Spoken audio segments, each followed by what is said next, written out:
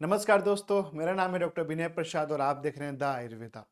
आज हम बात करेंगे बीएएमएस के थर्ड प्रोफ के सिलेबस के बारे में। जो भी बच्चे ये जानना चाहते हैं कि बीएएमएस का जो फाइनल प्रोफ है यानी कि थर्ड प्रोफ, क्या एग्जाम पैटर्न्स होते हैं, टोटल कितने सब्जेक्ट्स होते हैं, साथ ही साथ हम इस बात पे भी चर्चा करेंगे कि भैया हर एक सब्जेक्ट जो है वो कितने पेपर होते हैं, सब्जेक्ट्स में कितने मार्क्स का प्रैक्टिकल वाइवा होता है, इन सभी चीज़ों पर डिस्कस करेंगे।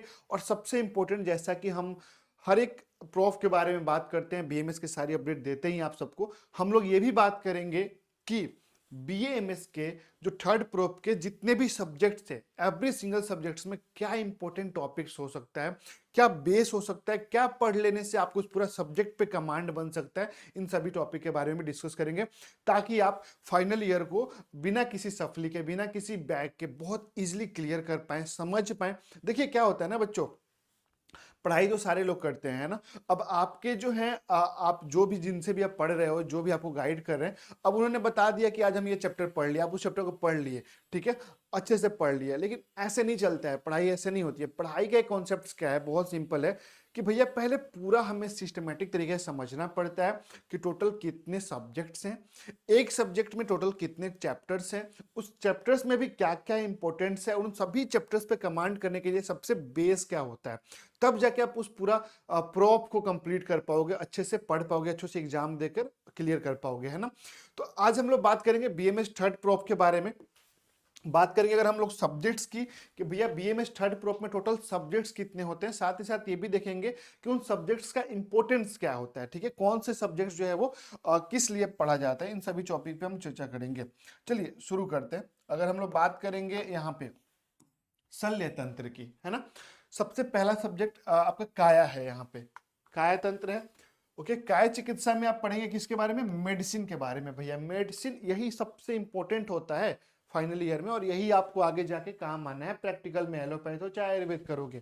ओके, उसके बाद आपको शल्य तंत्र यानी कि सर्जरी पढ़ोगे आप इसमें, शालक्य तंत्र यानी कि ईएनटी एंड आई, ठीक है ना, ईएनटी एंड गले के ऊपर की जितनी डिजीज होंगी सारी चीजों के बारे में आप कहाँ पढ़ोगे, शालक्य तंत्र के बारे में। प्रसूति में आप क्या पढ़ोगे भैया, गाइनोकोलॉजिस्ट। बोलते हैं ना, लड़कियां बोलती हैं बहुत ज्यादा कि सर मुझे ना गाइनोकोलॉजिस्ट बनना है, आगे अब आपका स्पेसिफिक सब्जेक्ट प्रसूति। ओके, कौमार वृत्तीय में पीडियाट्रिक्स, जो बच्चों के बारे में, जो शिशु के बारे में पढ़ा जाएगा यहाँ पे। पंचकर्मा, ठीक है, क्या क्या प्रोसेस होते हैं, वमन विरेचन आपने शुरू से तो पढ़ते आए ना, फर्स्ट ईयर से, वमन कैसे होता है, विरेचन कैसे होता है, थ्योरिकल।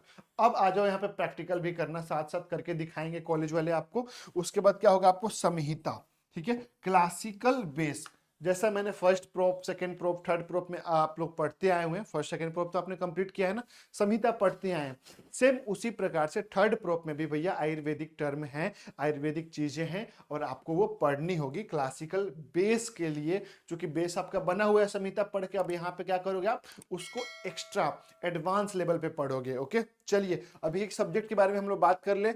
सबसे पहले काय चिकित्सा के बारे में हम लोग बात कर लेते हैं। तो भैया देखिए, काय चिकित्सा जो है ना, 400 नंबर का ये सब्जेक्ट्स है, जिसमें कि आपका जो है वो 200 नंबर का थ्योरी होता है, 100 नंबर का एक पेपर और 100 का एक पेपर, टोटल 200 नंबर का थ्योरी हो गया, प्रैक्टिकल वाइवा मिला के आपका 200 नंबर, यानी 200 और 200 400 नंबर यहाँ पे आपका हो गया। अगर हम लोग बात करेंगे इसका इंपॉर्टेंट टॉपिक की, तो देखिए ज्वर, है ना, प्रमेह, आमोटा, ओके, पांडु रोग, कमला रोग, हृदय रोग, है ना, मानस रोग, ओके, रसायन एंड वजीकरण, ओके, व्याधि संप्राप्ति चिकित्सा सूत्र। ये जो इंपॉर्टेंट टॉपिक्स है ये आपको क्लियर कर लेने हैं, बेस मजबूत हो जाएगा, आप किसी को पढ़ा भी सकते हैं, ठीक है, ये टॉपिक्स क्लियर हो जाने से।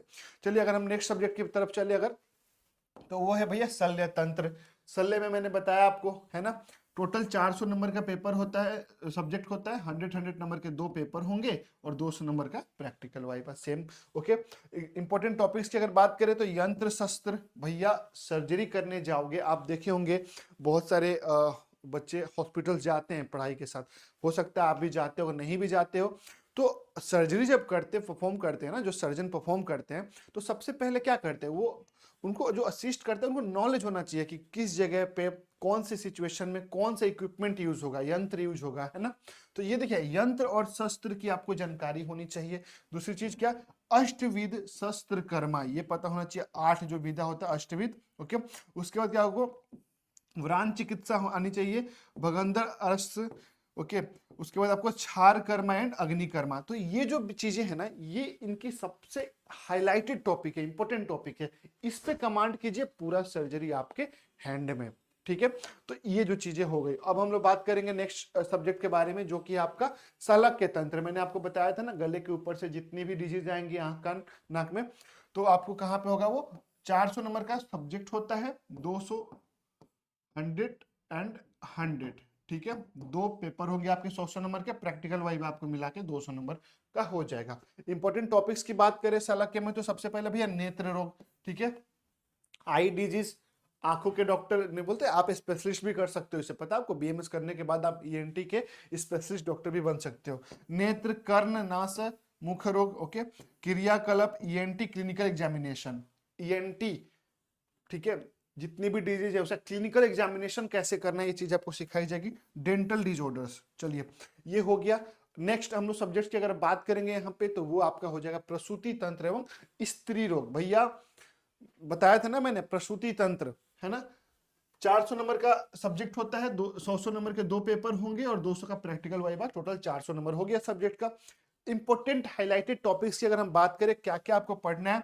गर्भिणी परिचर्या, प्रसव, नॉर्मल लेबर, ठीक है, जिसको बोलते हैं डिलीवरी, आम भाषा में बोलते हैं। नॉर्मल लेबर क्या होता है, प्रसव कैसे होता है, क्या क्या चीजों का हमें ध्यान रखना चाहिए उस चीजों में, तो ये आप पढ़ लोगे प्रसूति में, और है ही क्या, है ना। उसके बाद क्या आपको सूतिका परिचर्या, आंत्र व्यापक, योनि यापर, ठीक है, और इनफर्टिलिटी, जिसको बोलते हैं बांध्यता, है ना। ये सारी चीजों पे आपको कमांड कर लेना है, आप प्रसूति के मास्टर हो गए, ओके। चलिए अगर हम बात करें नेक्स्ट सब्जेक्ट के बारे में, तो भैया वो है आपका कौमार भृत्य, है ना। कौमार भृत्य यानी कि 300 नंबर का जो होता है, 100 नंबर का एक ही पेपर होता है, और 100 नंबर का जो है वो आपका प्रैक्टिकल वाइवा होगा। यहाँ पे टोटल 200 नंबर हो जाएगा यहाँ पे, ओके। अगर हम बात करें इसकी हाईलाइट टॉपिक्स की, तो भैया नवजात शिशु परिचर्या, नवजात शिशु परिचर्या, बाल रोग पढ़ना पड़ेगा आपको, ग्रोथ एंड डेवलपमेंट कैसे होगा बच्चे का, इम्यूनाइजेशन पढ़ना पड़ेगा, पीडियाट्रिक इमरजेंसीज पढ़ना पड़ेगा, बच्चों में इमरजेंसी में कोई दिक्कत आ रही है तो आपको कैसे हैंडल करना है, इन सभी चीजों पे कमांड करना होगा।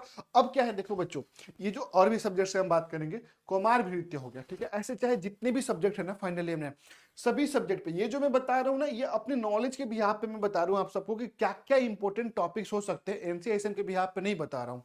ये चीजें मैं बता रहा हूँ, अगर ये पढ़ लिया आपने तो पूरा सब्जेक्ट आप खुद से पढ़ सकते हो, ये बेस है।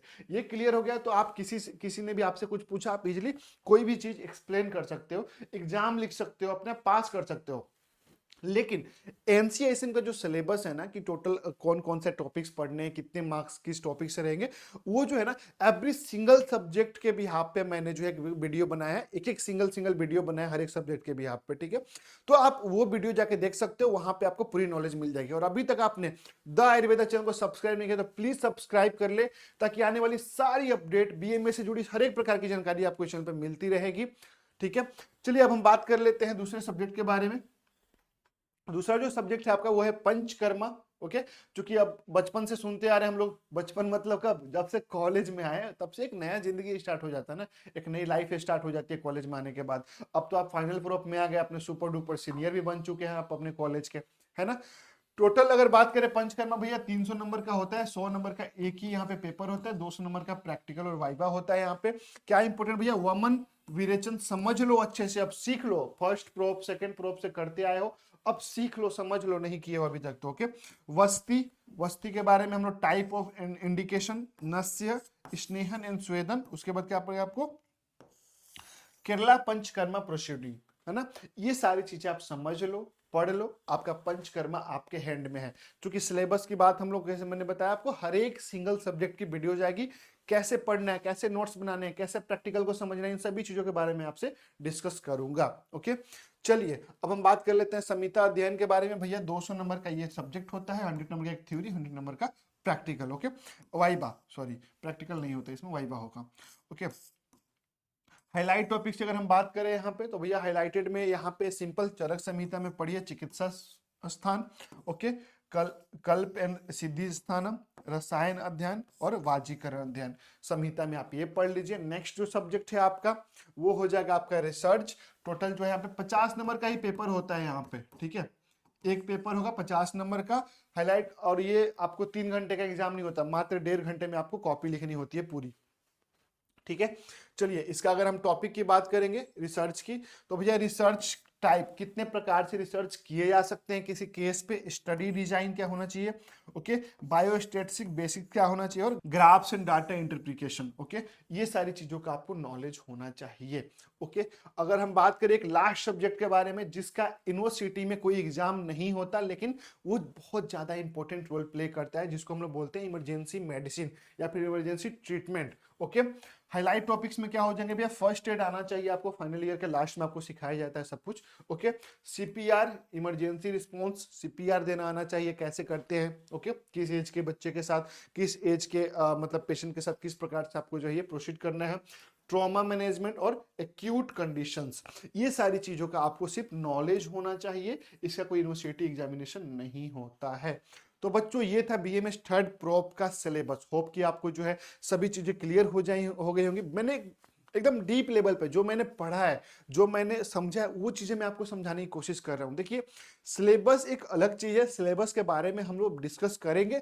मैंने ये बता दिया कि किस प्रकार से कौन कौन से सब्जेक्ट्स के क्या वेटेज है, ठीक है, कौन कितना इंपॉर्टेंट रोल प्ले करता है, ठीक है, साथ ही साथ किस सब्जेक्ट में आपको क्या इंपॉर्टेंट चीज पढ़ना है, ये चीज मैंने क्लियर कर दिया। अब जो नेक्स्ट वीडियो में लेकर आऊंगा उसमें हम लोग डिस्कस करेंगे एवरी सिंगल सब्जेक्ट के बारे में, अलग अलग वीडियोज आएंगी कि कौन से सब्जेक्ट में जो है वो किस प्रकार से कितना पढ़ना है, कितने मार्क्स के कौन से चैप्टर का रोल प्ले करता है उसमें, ठीक है। सभी प्रकार की जानकारियों के लिए चैनल को सब्सक्राइब कर लीजिए। मिलते हैं फिर एक बार आपसे। जय हिंद दोस्तों, धन्यवाद।